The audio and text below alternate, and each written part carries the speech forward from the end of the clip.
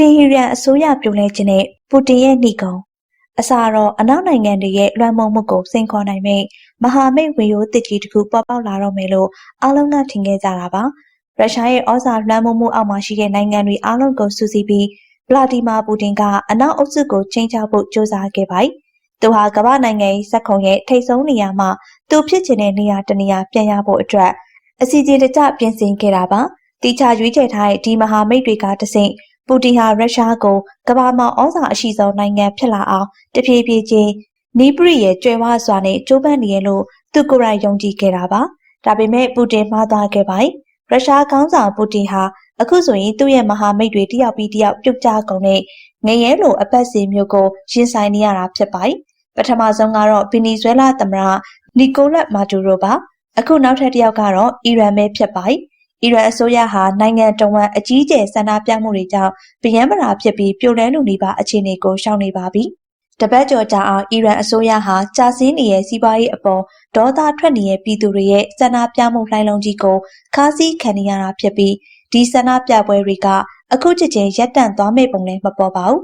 BBC ရဲ့အဆိုအရဇန်နဝါရီ9ရက်နေ့မတိုင်ခင်တပတ်အတွင်းမှာတင်အီရန်ရဲ့ပြည်နယ်32ခုတည်းက26ခုမှာဆန္ဒပြပွဲတွေဖြစ်ပွားခဲ့တယ်လို့လူအခွင့်အရေးလှုပ်ရှားသူတွေကပြောထားပါတယ်။ဒါဟာအီရန်နိုင်ငံရဲ့နေမြေအနှံ့အပြားမှာဖြစ်နေရပါ။ဒါကိုအီရန်အစိုးရကဘာမှထိထိရောက်မလုပ်နိုင်ခဲ့ပါဘူး။စိတ်မကောင်းစရာကတော့ဆန္ဒပြသူ19ယောက်တိစုံခဲ့ရပါတယ်။ဒါပေမဲ့ဒါဟာပြည်သူတွေကိုအတင်းအဓမ္မနှုတ်ပိတ်ဖို့အတွက်အီရန်အစိုးရလုပ်နေရှိတဲ့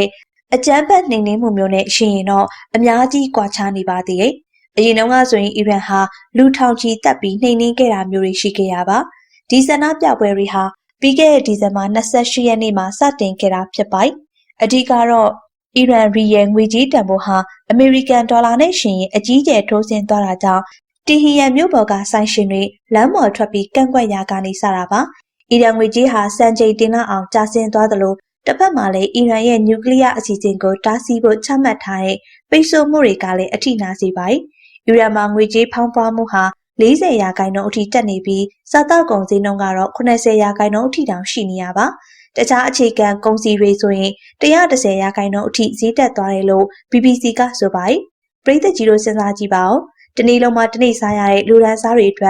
်ဒီလိုကုန်စည်နှုန်းကတကယ်ကိုမခံမရက်နိုင်စရာငရဲပါပဲဆိုင်ရှင်တွေလမ်းပေါ်ထွက်လာပြီးမကြခင်မှာပဲတက္ကသိုလ်ကျောင်းသားတွေနဲ့အစိုးရကိုစန့်ကျင်သူတွေပါပူးပေါင်းလာကြပါတယ်သူတို့တွေဟာအာဏာရှင်သေးပါစီဆိုတဲ့ကြွေးကြော်သံတွေကိုအီရန်ရဲ့အဓိပတိခေါင်းဆောင်အလီခါမီနီကိုတိုက်ရိုက်ရည်ညွှန်းပြီးအော်ဟစ်ခဲ့ကြတာဖြစ်ပါတယ်။ဒီဆန္ဒပြပွဲတွေဟာအီရန်အစိုးရရန်ရာတစ်ခုလုံးကိုအခြေခိုင်နှုံးကနေတုံ့လှုပ်သွားစေတာဖြစ်ပါတယ်။ဒီတုံ့ခါမှုဟာအခုဆိုရင်ငလေတစ်ခုလိုဖြစ်လာပြီးမီခါနီနဲ့သူ့ရဲ့လူယုံတွေကိုအားနည်းနေတဲ့အချိန်မှာအကြီးကျယ်ရိုက်ခတ်နေပါပြီ။အစင်းမြင့်အရာရှိတွေနဲ့သူတို့ရဲ့မိသားစုတွေပါဝင်နေတဲ့အကတိလိုက်စားမှုတွေကလည်းပြည်သူတွေကိုပေါ်ပြီးဒေါသထွက်စေခဲ့ပါတယ်။ BBC ရဲ့အဆိုအရတရားရုံးတွေမှာအစင်းမြင့်အရာရှိကြီးတွေရဲ့အကတိမှုတွေတောင်ပုံရပုံရှိနေပါတယ်။တာမန်အီရန်ပြည်သူတွေရဲ့အမြင်မှာတော့ဒီအရာရှိကြီးတွေဟာအနောက်အုပ်စုရဲ့ပိတ်ဆို့မှုတွေကိုအသုံးချပြီးသူတို့အကျိုးစီးပွားအတွက်ငွေခွာချတာမျိုးတွေလုပ်နေကြတယ်လို့ခန်းစားနေရတာပါ။ပြည်သူတွေငတ်ပြတ်နေချိန်မှာအထက်တန်းလွှာတွေကတော့ချမ်းသာတဲ့ချမ်းသာနေရာကိုသူတို့မကြည့်နိုင်တော့ပါဘူး။ဒါဟာအီရန်ပြည်သူတွေသူတို့ခေါင်းဆောင်တွေကိုပထမဆုံးအကြိမ်ဆန္ဒပြတာတော့မဟုတ်ပါဘူး။အရင်တုန်းကလည်း1989အီရန်တော်လှန်ရေးအပြီး1990ကျော်အထိဆန္ဒပြပွဲတွေအများကြီးရှိခဲ့ပူပါတယ်။နောက်ပိုင်းမှာလည်း2009နဲ့2010အစိမ်းရောင်လှုပ်ရှားမှုတွေ2022ခုနှစ်မှာမာဆာအာမီနီတည်ဆုံမှုကြောင့်ဖြစ်ပေါ်လာတဲ့ဆန္ဒပြပွဲတွေရှိခဲ့ပါတယ်။ဒါပေမဲ့အခုမြင်နေရတဲ့ဆန္ဒပြပွဲတွေကတော့အရင်ကနဲ့မတူတော့ပါဘူးရှင်။အရင်တုန်းကအစိုးရကလူရာနဲ့ရှီတက်ဖြတ်ပြီးနှိမ်နင်းနိုင်ခဲ့ပေမဲ့အခုတော့ခါမီနီအစိုးရဟာပြည်သူတွေကိုဟန်တားနိုင်စွမ်းမရှိတော့သလိုဖြစ်နေပါတယ်။ Iran International ကကျွမ်းကျင်သူတွေရဲ့အဆိုအရဒီဆန္ဒပြပွဲတွေကြောင့်ခါမီနီအစိုးရရဲ့အုပ်ချုပ်နိုင်စွမ်းဟာတဖြည်းဖြည်းတိုက်စားခဲ့ရပြီးစနစ်တစ်ခုလုံးပျက်စီးသွားလိမ့်မယ်လို့ဆိုပါတယ်။ Israel စစ်ဘက်ထောက်လှမ်းရေးရဲ့အီရန်ဌာနခွဲအကြီးအကဲဟာဒန်နီစီထရင်နိုဝင်ကတော့အီရန်အစိုးရမှာဒီစီးပွားရေးပြဿနာတွေကိုဖြေရှင်းဖို့လက်တွေ့ကျတဲ့နည်းလမ်းမရှိတာကအဓိကပဲလို့ပြောထားပါတယ်။ဘလို့ယာယီဖြေရှင်းနည်းမျိုးပဲတုံပြဿနာကတော့အမြင့်ကနေရှိနေအောင်ပါပဲလို့သူကဆိုပါတယ်။တစ်ဖက်မှာလည်းအီရန်အစိုးရတွေကအထက်တန်းလွှာတွေကြားမှာလည်းမျှော်လင့်ချက်မဲ့နေကြတယ်လို့ အဲလက်ဘာတန်ကာဆိုရိတ်ကျွမ်းကျင်သူကဆိုပိုင်အရင်ကထက်ဆိုင်ရင်အစိုးရအဖွဲ့ဝင်တွေကြားမှာတော့စိတ်ပြတ်အာရုံမှုတွေရှိနေရပါဒီလိုမျှော်လင့်ချက်မဲ့နေရကပဲအစိုးရအတွင်းပိုင်းမှာအားပြိုင်မှုတွေဖြစ်လာစီပြီးအမှားမှားအရင်ချင်းတွေလုံးမရကနေအစိုးရပြိုလဲဖို့ပုံမြန်လာစီနိုင်ပါတယ်ဂျေရုဆလင်ပို့ကဒန်နီယယ်အန်ရိုဆန်ကတော့အီရန်အစိုးရဟာအစ္စလာမစ်ဝါဒကိုတုံ့ပြီးပြည်သူတွေကိုစတေးခိုင်းခဲ့ပေမယ့်အခုတော့အဲ့ဒီဝါဒကအလုံးမဖြစ်တော့ဘူးလို့ထောက်ပြထားပါတယ်အီရန်ဟာအနောက်အုပ်စုကိုစိန်ခေါ်နိုင်ဖို့ထက်ပိုပြီးတော့အားနည်းလာတာကိုတွေ့နေရတာပါ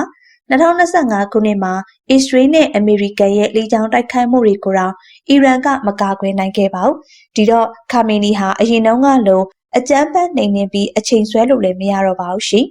ဘာလို့လဲဆိုတော့အမေရိကန်သမ္မတဒေါ်နယ်ထရန့်ကအီရန်အစိုးရအနေနဲ့လူတွေကိုတတ်ပြီးနှိမ်နင်းမယ်ဆိုရင်အမေရိကန်ကအပြင်းအထန်တုံ့ပြန်မယ်လို့သတိပေးထားလို့ပါပဲထရန့်ကတော့ရှင်းပါတယ်ဗီနီဇွဲလားကမာဒူရိုကိုဖြုတ်ချပြီးနောက်တရက်မှာပဲဒီသတိပေးချက်ကိုထုတ်ပြန်လိုက်တာပါအီရန်ခေါင်းဆောင်တွေဟာထရန့်ကတကယ်လုံးမဲ့သူဆိုတာသိနေကြပါတယ်ပြီးခဲ့တဲ့အချိန်မှာတော့ထရန့်ကအီရန်ကိုလေကြောင်းတိုက်ခိုက်မှုလုပ်ခဲ့ပူတယ်လေအခြေအနေတွေကအရန်ဆိုလာတော့ခါမီနီဟာထွက်ပြေးဖို့အစီအစဉ်ဆွဲနေပြီလို့သတင်းတွေထွက်နေပါတယ်။တိုင်းသတင်းစာရဲ့အဆိုအရခါမီနီဟာသူ့ရဲ့မိသားစုဝင်20နဲ့လူယုံတွေခေါ်ပြီးတီဟီရန်ကနေမော်စကိုကိုထွက်ပြေးဖို့ပြင်ဆင်နေရလို့သိရပါတယ်။သူဟာနိုင်ငံသားမှရှိရဲ့သူ့ရဲ့ပိုင်ဆိုင်မှုတွေနဲ့ငွေသားတွေကိုစုဆောင်းနေပြီလို့လည်းဆိုပါတယ်။ဒါဟာပူတင်အတွက်တော့သတင်းဆိုပါပဲ။အီရန်ပြိုလဲသွားရင်ရုရှားရဲ့အရှေ့အလယ်ပိုင်းဩဇာဟာလုံးဝပျောက်ကွယ်သွားနိုင်ပါတယ်။ဆီးရီးယားမှာလည်းအာဆတ်ပြုတ်ကျသွားခဲ့ပြီဆိုတော့အီရန်ကပူတင်အတွက်နောက်ဆုံးအားကိုးရာဖြစ်နေရပါရုရှားဟာအီရန်စီကနေဒရုန်းတွေရခဲ့သလိုအီရန်ရဲ့စွမ်းအင်ကဏ္ဍမှာလည်းဒေါ်လာဘီလီယံနဲ့ချီရင်းနှီးမြှုပ်နှံထားပါတယ်အကယ်၍ခါမီနီအစိုးရပြုတ်ကျသွားရင်ရုရှားရဲ့ဒီရင်းနှီးမြှုပ်နှံမှုတွေအားလုံးဆုံးရှုံးသွားမှာဖြစ်ပါတယ်ဒါအပြင်အီရန်ရဲ့ရေနံတွင်းတွေကိုလည်းရုရှားကမျက်စိကျနေပြီး2025ခုနှစ်မှာဒေါ်လာ4ဘီလီယံတန်သဘောတူညီချက်ကိုရုရှားနဲ့အီရန်လက်မှတ်ထိုးခဲ့ကြပါတယ်။ဒါကပူတင်ရဲ့ယူကရိန်းစစ်ပွဲအတွက်ရန်ပုံငွေရနိုင်မဲ့လမ်းစာပါပဲ။အကယ်၍အီရန်မှာအနောက်အုပ်စုနဲ့နှီးစပ်တဲ့အစိုးရသစ်တက်လာမယ်ဆိုရင်ဒီစာချုပ်တွေအားလုံးကပြက်ပြဲသွားမှာဖြစ်ပါတယ်။ပြည်သက်ကြီးတို့အီရန်မှာပြောင်းလဲဖြစ်လာရင်အနောက်နိုင်ငံတွေရဲ့ရေနံကုမ္ပဏီတွေပြန်ဝင်လာနိုင်ပါတယ်။ဒါဟာပူတင်တော့အိမ်မက်ဆိုပါပဲ။ပူတင်ကအီရန်ကိုသူ့ရဲ့ငွေတွင်းတစ်ခုလိုအသုံးချခြင်းခဲ့တာပါ။ဒါပေမဲ့အခုတော့အရာအားလုံးကပြောင်းပြန်ဖြစ်နေပါပြီ။ထရန့်ကလည်းအီရန်ကိုအကြမ်းမဖက်ဖို့ပြောနေရဟာအီရန်မှာအပြော့စားအစိုးရအပြောင်းလဲဖြစ်လာပြီးအမေရိကန်ကရေနံနဲ့ဩဇာအာဏာကိုပြန်ရဖို့ချိန်ရွယ်နေရလဲဖြစ်နိုင်ပါတယ်။အချုပ်အဖြစ်ပြောရရင်တော့အီရန်အစိုးရပြိုလဲခြင်းဟာအီရန်နိုင်ငံရဲ့ကိစ္စမဟုတ်ပါဘူး။ဒါဟာရုရှားတရုတ်အစ္စရေးနဲ့အမေရိကန်တို့ကြားကနိုင်ငံရေးကစားကွက်ကြီးဖြစ်ပါတယ်။ပူတင်ရဲ့အရှိအလဲပိုင်းအိမ်မက်ကြီးဟာခါမေနီအစိုးရရှိနေမှသာဖြစ်နိုင်မှာပါ။အခုတော့ဗီနီဇွဲလားကမာဒူရိုလည်းအဖမ်းခံရပြီးအီရန်ကခါမေနီလည်းပြုတ်တော့မယ်ဆိုတော့ပူတင်အတွက်ကတော့တကယ့်ကိုငရဲလိုအပတ်စင်ကြီးဖြစ်နေပါတော့တယ်။